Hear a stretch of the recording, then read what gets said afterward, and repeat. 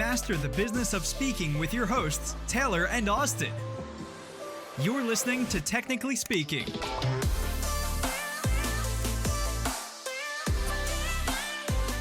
Welcome to another episode of Technically Speaking. We're your hosts, Taylor and Austin, and in today's episode, we're talking about how to better manage your stress. Now, the reality of running a business is that we both have to focus on hard skills and soft skills. Hard skills being things like how to sell better, market better, operate better, and then all of our soft skills, how to be a better human being, basically. And I think this topic relates to every single one of us as business owners. It's not always easy to manage the stress in our business, and we're often on emotional roller coasters as we kind of run through the peaks and troughs of what being a business owner is. So we thought it'd be very important to cover this subject. And so we brought in Bridget Rooth. Now, Bridget has decades of experience running businesses and, more importantly, with stress management. She spent 12 years building a business in Beijing, a translation firm. And after a short period of time, she found herself frustrated. She wasn't taking as great of care of herself as she would have liked, and her stress was at an all-time high. She spent 4 years traveling the world, becoming a yoga certified instructor, and today runs retreats helping individuals manage their stress better. And so Bridget unloads with us for the 30 minutes of this episode with all of her wisdom about how to better manage stress, how to be able to show up as a better business owner, and how to create balance in our life between those hard skills that we need as business owners and those much more important soft skills we need to be great human beings. As always, stick around until the end for some awesome resources, and we hope you enjoy this one. See you in there. All right. We're We're here. live. Hello. Oh, man, I'm so excited for this episode. Bridget, thank you so much for joining us today. It's so good to see you. Well, thank you for having me, gentlemen, as we'd say in the Yeah. UK. I'm very excited to be speaking to America from England. Oh, man. Yeah, we're lucky to have you. We need your class over here. So That's thank you. That's the truth, for sure. Yeah, I wish I heard the right? phrase gentleman more, you know? Like, we I don't get know. that over here. I get scruffy dude more than I get gentleman. And Yeah. Well, let's see if I Kinda stick with that. bothers If me. by the end I've changed, you'll know. All right. Noted. Oh, man. Wow. My self-confidence, I feel like, is at risk here, but we're just going to see how it goes. So I'm optimistic. I'm optimistic, Bridget. Good. All right. Well, look, there's so much to unpack here. Oh, my gosh. You are an expert by definition, and it's an important expertise. If you've read the show description, you kind of know what we're talking about today, audience members. But before we get into it, first of all, we were looking all throughout your website just to sort of get an understanding of who you are. And I have to comment, just like from a design perspective, it is one of the most beautiful websites I think I've ever seen. I am such a huge fan of what you've done with it. So kudos for one thing. Are you the creative visionary behind that? Oh, wow. Thank you so much. A friend of mine actually designed the logo. She's a graphic designer, and she designed the initial website, but I did the sketches. So all the sketch work is mine. So we've just redone it with all my artwork. So that means a lot. Thanks, guys, for saying that. And also the idea is that when people come to the website, they already feel their stress dissipating because it's meant to be lots of white space and beautiful photos of where I live. So yeah, that's what we're aiming for. It's mission amazing. accomplished. Right? Yes. Nailed it. With the first thing that we noticed, we were like, okay, the logo, the color schemes, the white space, amazing. And then the art, like the clearly the graphics, like drawn graphics. Yeah. Oh my gosh. Beautiful. So yeah, we were really impressed. Just impressed by you generally speaking too. We saw you've been all over the world. You lived in a bunch of different cities. You've run businesses in Asia and Europe. And we're excited to dig into the history. But one thing in particular that we noticed is you spent some time in Thailand. And Taylor and I have not personally been to Thailand ourselves, but we're a big fan of Thai culture and specifically Thai food. I love Thai food in ways that I can't verbalize. Yeah. So we're curious, from somebody that's spent time in Thailand, what's your favorite Thai food? Wow. I think coconut curry probably, which is that's just a good like one. a curry done in coconut milk. It's really delicious.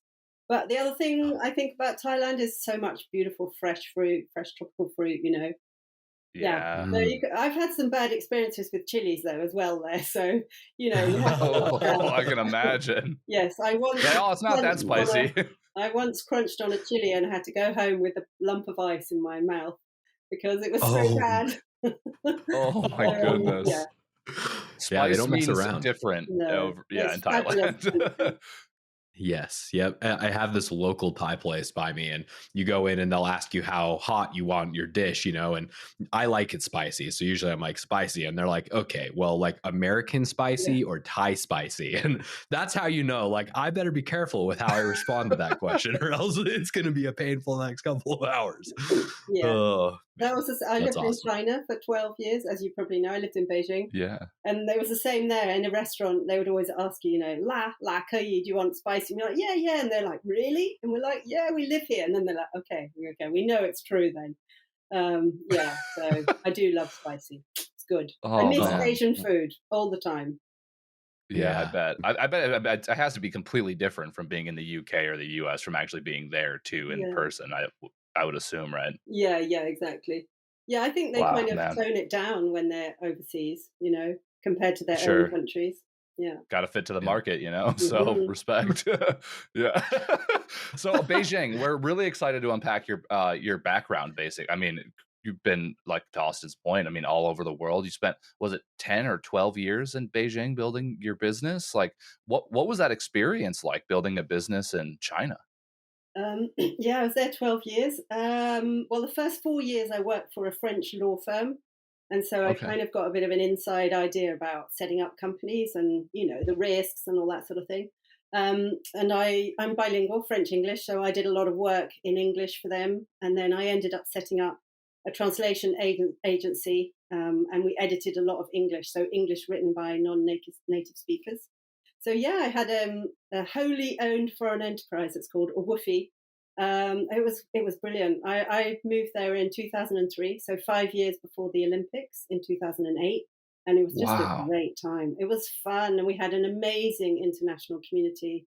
It was a very lovely place to do business because everybody helps everybody among the foreigners because we haven't got our family there or our best friends there or our mates or anything. So you have to make friends very quickly. And on a business level, we networked a lot and we helped each other a lot. So all my friends were really my clients, like all the French companies. My kids went to the French school, all the French companies, a lot of them became my clients because I knew the dad or the mum or, so yeah, it was really fun. I loved it. My kids loved it. They were more or less teenagers there. And yeah, it was a really great experience.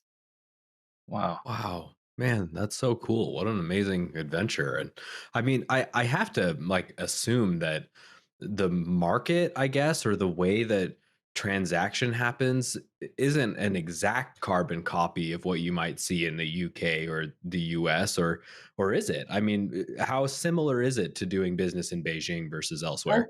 I mean, it's just different on every level. Culturally, it's very different. And banking wise, how you transfer money, I just think it's very different. And you're really only working with people inside China.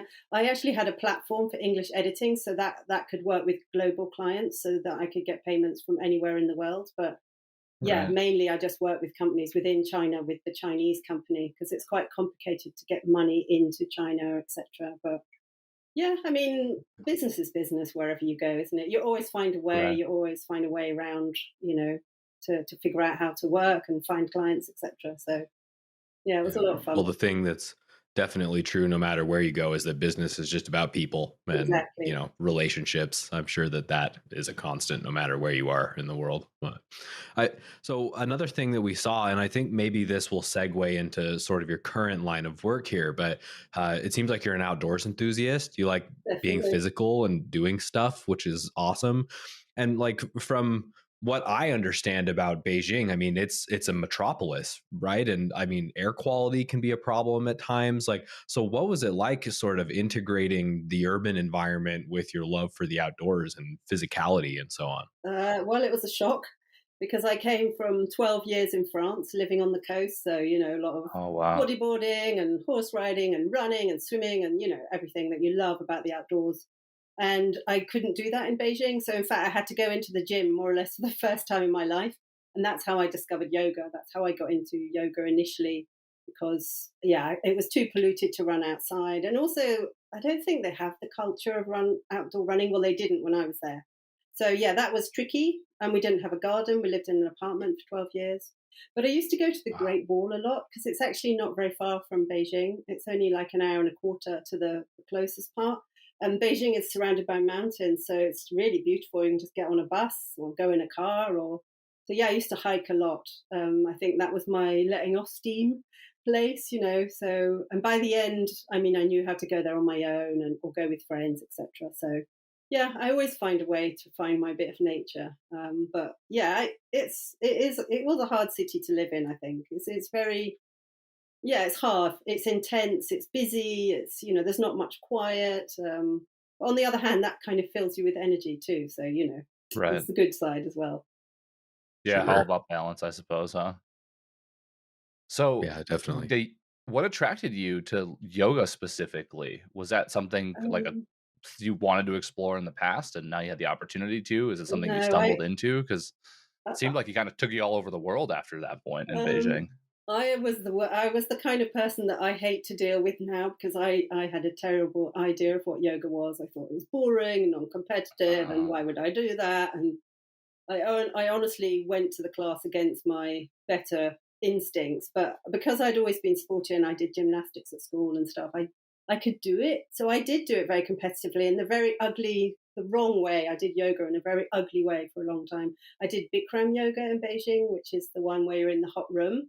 So yeah, I did do it to release stress, etc., and release pressure and get out of my mind. But it wasn't really till I left China and started doing yoga with Americans in my travels in Colombia and Argentina and stuff that I started to realize there was a whole other side to yoga, and there's a whole philosophy, and the part that you do on the mat is only one section. So, and then eventually I went to Thailand where I trained. But yeah, I have to thank Beijing for pulling me into yoga, really. And I did love it. And I did get hooked on it. That's what I mean by doing it in an ugly way. I think I have a much better attitude to yoga now. Yeah. Did I hear the word competitive right, by the way?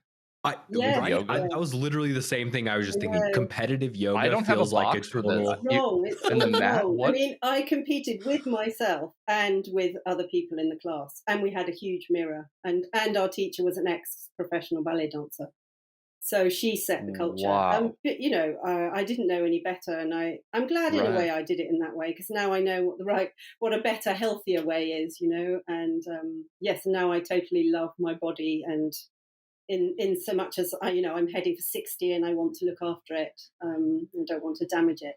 So yeah. Wow. Well, I certainly respect the balance between like the sort of mental and physical health that really, again, from my naive understanding of yoga, is kind of the point, right? It's the connection between mind and body. So yeah, that's awesome. And I also love the fact that, I mean, you didn't just start doing some yoga to feel better. This took you on a whole journey that's, lasting your lifetime, which is kind of amazing. Like, you found something that you immediately connected to and that you were really passionate with. And that's awesome. It's a blessing in some ways. You know how when you're at school or when you're young, people say, what do you want to be when you grow up? And you have these very spontaneous things. I actually wanted to be a sports teacher, and I went to a very posh school. That's why I speak the way I do in England. And my dad was overseas, and I was sent to this boarding school, and they said, no, Bridget, you can't be a sports teacher because you're not in any of the national teams or county teams, you know. So I just went, oh, well, I won't do that. But I think inside me, I just love the body, and I love teaching people how to use the body, etc. And so becoming a yoga teacher was just sort of my version of becoming a sports teacher, I think. So I reckon it was inside me all along. And my physio says that your body is predisposed. So I had a very flexible body from the outset, and it was very easy for me to do yoga. So I think that helped me engage with it. But yeah, after I left Beijing, when I was 50, my third child left to go traveling. And I was like, oh, I'm going to go traveling. So I went off for 4 years. I had the online business. I literally gave my company in China away to a friend who also had a translation business. And I just flew away. I just left everything. I ran off. Wow. And I carried on with the yoga and everything. And eventually I went on a yoga retreat in Thailand, and I engaged with yoga in a really brilliant way, and did it for a month full on. And then I did my yoga teacher training.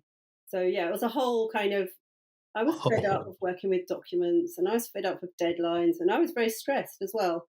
And I mean, not everyone has the privilege of going traveling for 4 years, but I worked part-time. I used to work in the morning on my editing business, and then in the afternoon I did what I liked, so that's how I kind of switched from being in the language industry to being in the wellness industry, I guess. Wow. So Holy cow.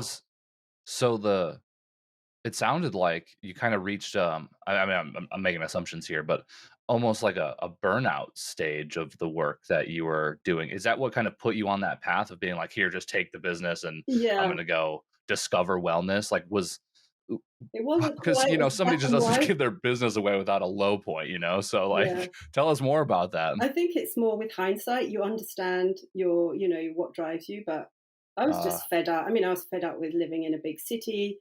I was fed up with mhm. dealing with clients. And also, I think AI, artificial intelligence was moving into the translation area. So it was time as well to move out, because now it's not humans. We used to take a document in French, translate it in English. Now they put it through AI and you just correct it. So but I do think it was that I was just fed up of everything. I was just wanted a Yeah. break. And I think being a mum was the best thing I ever did. 25 years of that, and I don't get a medal. Everyone does it, but I just thought, you know what, a bit of me time would be really nice. And because I'd set the online business up, because I knew my 3 children would be in 3 different places, I had that.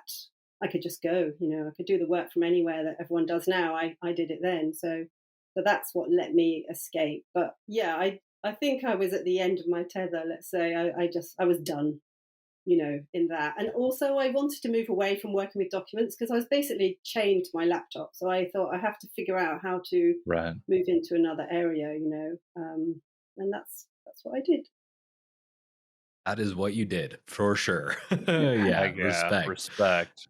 Like, there's this phrase, I guess, that I heard recently. I forget who said it. Is somebody that knows what they're talking about said it, but basically it was like a poorly laid out plan violently executed is better than the perfect plan not executed at all. Something to that Yeah, effect. And what I love about you, just generally speaking, but specifically your story in this area of your life, is that like you noticed that there was an issue that needed to get resolved and you just took action. Like you didn't spend a bunch of time, ringing you. Well, maybe I'm sure there was not it was as fast as maybe it sounds in the story here. I'm sure there was some really challenging decisions to make, but you just did something. You didn't let yourself sit in that stress and anxiety longer than maybe you needed to once you identified that a change needed to happen, which is huge. yeah. So good job. You Thank inspire you. me. Oh, thank you. Yeah. So we noticed that like as you've sort of been moving into this or you did move into this phase, you focused heavily on business people as Mm. those that you're helping overcome some of these stressful scenarios and mental spaces that they can find themselves in. So why the interest for you with business people? Because everybody gets stressed, right? Yeah. So just winding back a bit, when I was in my 4 years of traveling, I realized that I really missed business. I mean, it's every day I'd open my laptop, speak to my editors, deal with my clients, but I missed, networking. I missed chambers of commerce. I missed my clients. And I just thought, well, hang on a minute. So now I've got no stress. I've kind of got no excitement. I went on a continuum. I went Oh, down to the other no stress end. And I went, no, this isn't me either. I need, I love talking to people. I love social interaction. I love asking people, how do you get clients in your business and what's your marketing? And I just thought, wow, I miss that. So I thought the only thing to do is marry the two, marry wellness and business, which means working with business people. And I think it helps a lot because when people come, and so I run these retreats from my house on the coast in England, when they come to stay with me to do my stress management training or if they come on one of my small group retreats, it's almost like, okay, yeah, so she's from the business world. She understands, like as soon as I say I've had a business in China, they're like, oh, she probably gets stressed. She understands it. So I Some think it really relatability. helps. I mean, I haven't really had a corporate background in that I didn't go up and, and become C-suite person because I went off on my own little vibe. But I think it really helps to understand where business people are coming from. And I still love talking about business. I still get to talk about business with these people because often it's not always that, but sometimes it's the business that causes them stress, So yeah, that's how I ended up marrying my two loves, I think, and realizing what they were, I think, as well. Yeah, wow, what a journey to have gone on to make that decision. I mean, quite the pendulum, Yeah, from strict business all the way to, stress exactly. free, but no business, kind Yeah, of back to the middle. I mean, yeah, that's the journey of life in a lot of ways, I feel like, and I'm yeah. sure many people can relate to that. I'm curious though, like, so you've experienced your own stress. At this point, you've helped countless business people achieve better stress management. Yeah. Are there any like common patterns that you see to like what people struggle with the most as it relates to their stress management? Is there almost like a common theme that you find in everybody, or is everyone uniquely different in their stress management? I think everyone has Yeah. different symptoms, but one thing Okay. that I've noticed is a lot of people feel ashamed of their incapacity to deal with their stress or Uh, blame themselves. And sure. that adds just a whole other layer, doesn't it? Like self-worth and poor self-confidence. So um insomnia or sleep deprivation is a massive area that I see. But I also see a lot of coffee drinking. So, with these people. Guilty.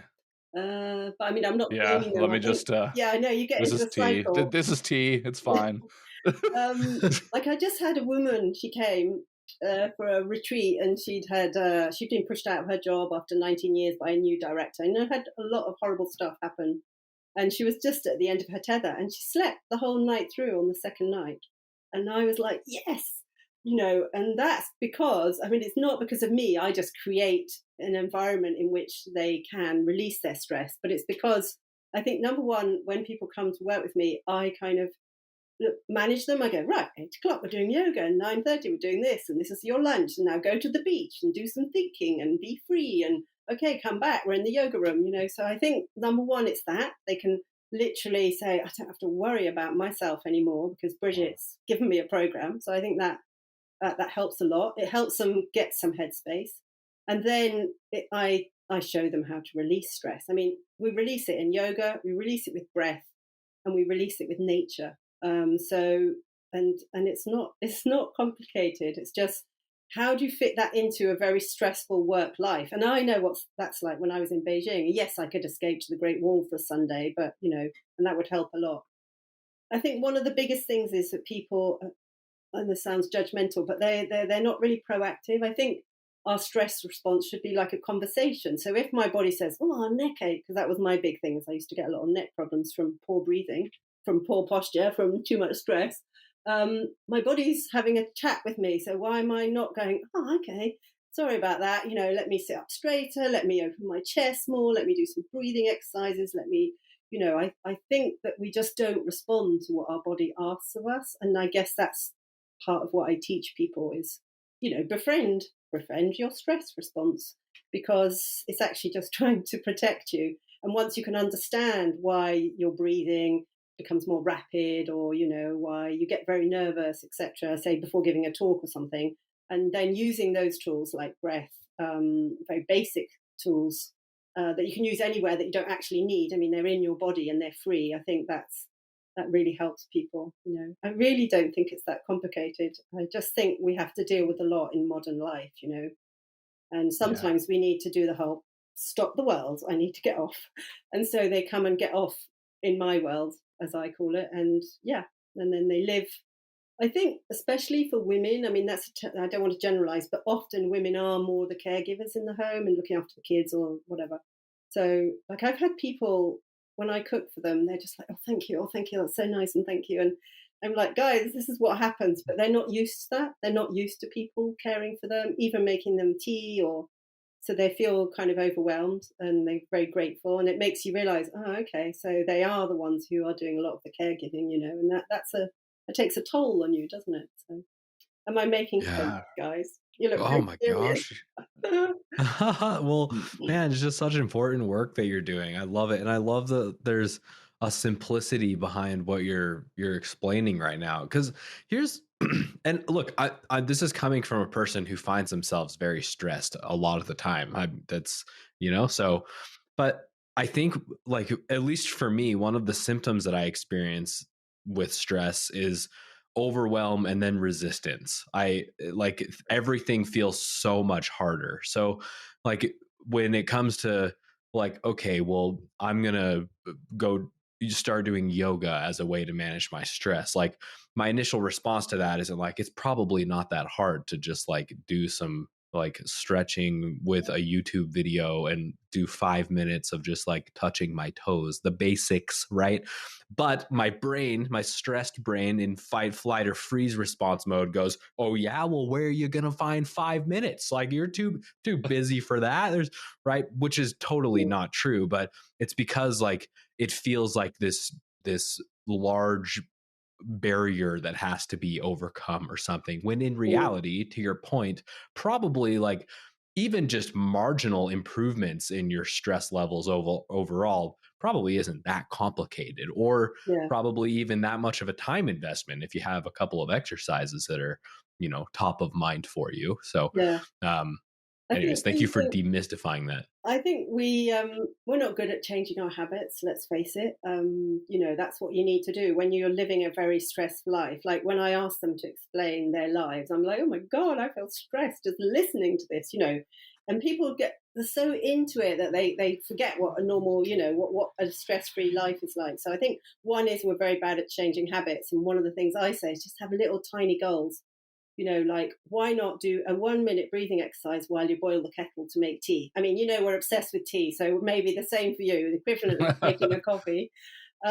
Things like that, stick a habit onto an existing habit. Like, do you sit down and have your lunch every day? And if you do, well, why not have some relaxed breathing after that? Or, do you have a way of ending the day between working from home at your computer, I imagine, and then going off to what would be like normal life in your home?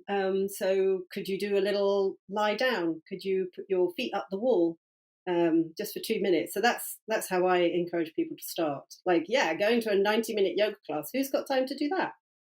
Not many people. Yeah, for sure. So let's be realistic. And I think little steps is the way to go. It's like if you're learning a language, you're better off doing 5 minutes every day than you are doing an hour on Sunday in one go. You're better off just doing these little increments. And the other thing is, I mean, studies have shown, and I can't quote them, but 2 minutes of deep breathing. So, breathing where your belly moves out, because your diaphragm goes down, pushes the belly out, your lungs can inflate. And that deep breathing that we get out of the habit of doing, we get into the habit of the shallow breathing and lots of little breaths. Just 2 breaths of deep breathing is enough to switch your body into a calmer mode, So our body can respond very quickly, and we can be in charge of that. We can breathe voluntarily and we can breathe, consciously, and that's enough for our body. And the other thing is that our bodies get used to the way we breathe, so they fight against us. If you want to do deep breathing and you're not used to doing it, your body's going to make it feel uncomfortable. Oh, I can't do that, it feels awful. So, understanding that our body is set in its ways just as our mind is, and then we have to retrain. But the good news is that you can retrain. I mean, you can retrain the way you think, your mindset, but you can definitely retrain the way you breathe, and you can improve, problems in your body and back and, that. I mean, here's one tip. If in doubt, breathe out. There you go. Most of us have a lot of air in our lungs. We call it hyperinflated. So if you had, my glass of water, I mean, if it was nearly full and you wanted to give me some more, there's hardly any room. Well, the same with the lungs. They're already full with air. We can't really inhale and exhale, can we? Because there's only a little bit of space. So by exhaling, we can deflate the lungs. So just like raising the arms and then going, just blowing it all out, already probably make you feel better. So if in doubt, wow, that's my tip of the day. I love that. It's such a What a simple great exercise. tip. That's what I'm talking. Yeah, well, Seriously. one of the things that I was pondering as we were kind of going through the show so far is like, I have, and I don't know where I've garnered this information. Maybe it's just habits or so on. But stress for me personally has always been such a reactive thing. I think many people can like relate to this. There are like moments where you acknowledge that you're stressed. I think there's also some moments where you're stressed, you're not even aware of it, which we can touch on. But like, let's say the neck thing, right? Like I'm hunched over, I have shallow breathing, I'm aware now that I'm stressed. And then I might say, okay, let me just take a step back, go outside, get some fresh air, take a breath, and then I just go back to it. And, an hour later, I'm back stressed again, basically. And it's always been very reactive in nature where I notice I'm stressed and I do something about it. What I love about what you just outlined is it's very proactive in nature. It's like you can, while you're making a cup of coffee or tea, just do some deep breathing or go take a lie down, or you're being conscious of, even if you're not feeling stressed in that moment or you're not aware of it, you're still practicing the habits of relieving stress. I think Am I painting that right? Yeah, and being proactive.